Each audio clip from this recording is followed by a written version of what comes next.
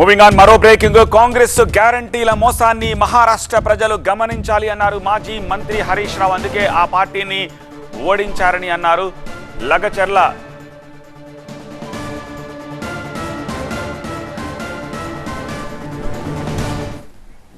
మహారాష్ట్ర ప్రజలు ఈ 6 గ్యారంటీల మోసాల్ని గ్రహించింది కనుకనే కాంగ్రెస్ పార్టీకి గుణపాఠం చెప్పిండ్రు. అయిందా రుణమాఫీ?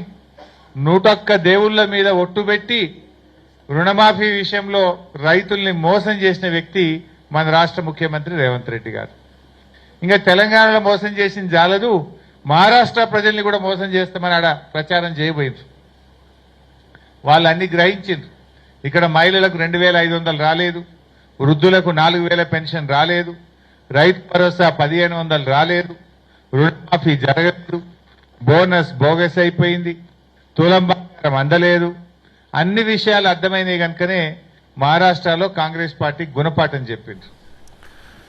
లగచర్ల భూసేకరణ అంశంలో సీఎం రేవంత్ మాట మార్చారని విమర్శించారు హరీష్ రావు. ఫార్మా సిటీ కోసం భూములు సేకరిస్తున్నామని ఇప్పటి వరకు చెబుతూ వచ్చిన రేవంత్ ఇప్పుడు ఇండస్ట్రియల్ కారిడార్ కోసం ఈ భూములు తీసుకుంటున్నామని మోసం చేసే ప్రయత్నం చేస్తున్నారని మండిపడ్డారు.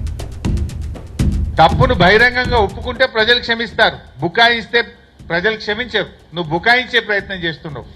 19th July 2024 నాడు ఫార్మా సిటీ ఏర్పాటు చేస్తూ నువ్వు గెజిట్ నోటిఫికేషన్ ఇచ్చినావు.